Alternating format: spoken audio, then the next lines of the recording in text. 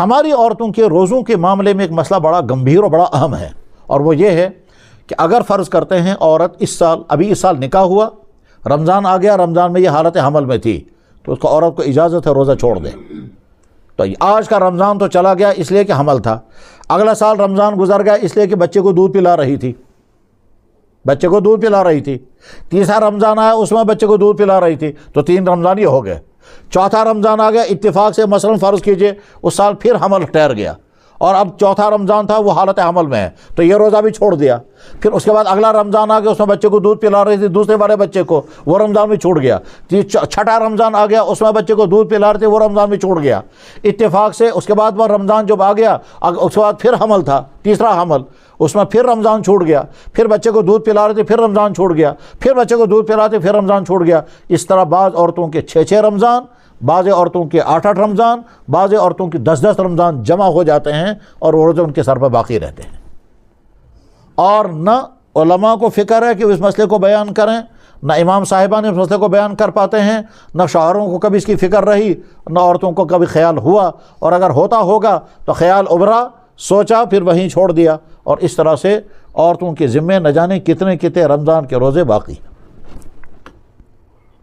اب شکل یہ تھی کہ اللہ تعالیٰ معاف کرتے ہیں، مگر اللہ کی طرف سے معافی کا کوئی اعلان نہیں ہوا ہوتا تو ہمیں اعلان کر دیتے، لیکن ہوا نہیں۔ اب بڑھاپے تک ان روزوں کی قضا کرنا لازم ہے،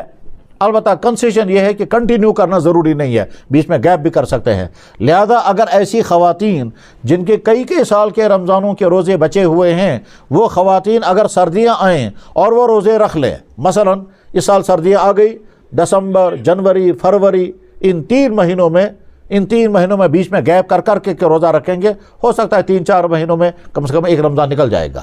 اور چاہیں تو 2 رمضان بھی گزر سکتے ہیں۔ اور اس میں اگر شوہر بھی ان کو مدد دیں، اور شوہر مدد دیں، کیا مطلب کیا ہے؟ شوہر بیوی سے کہے گا دیکھو تمہیں روزہ رکھنا ہے، تمہارے ساتھ میں بھی رکھتا ہوں۔ اب وہ جو اس کے ساتھ وہ جو شوہر بھی اٹھے گا، پھر دونوں مل کر کے ایک ساتھ سحری کھائیں گے، پھر دونوں مل کر کے افطار کریں گے، اس طرح سے عورت بوجھ محسوس نہیں کرے گی۔ کشمیری میں کہتے ہیں اخت آگو کا، وہ اخت آگو کا یہ ہے وہ جگہ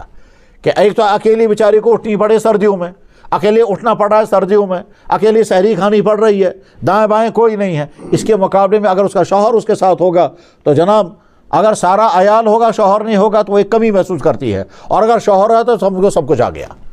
یہ اللہ نے عورتوں کا مزاج بنایا۔ تو جب وہ عورت کے ساتھ اس کا شوہر بھی اس کو مدد دے گا، مدد اتنی دینی ہے کہ تم کو روزہ رکھنا ہے، چلو میں بھی تمہارے ساتھ روزہ رکھتا ہوں، اور اگر آپ نہیں رکھ پائیں گے تو چلو میں تمہارے ساتھ سحری میں اٹھتا ہوں، تمہارے ساتھ بیٹھ کر کے سحری کھاؤں گا، دن میں بھی پھر کھا لوں گا، شام کو افطار بھی تمہارے ساتھ کروں گا، تم کو کمپنی مل جائے گی، اور اس طرح سے تمہارے روزے پورے ہو جائیں گے۔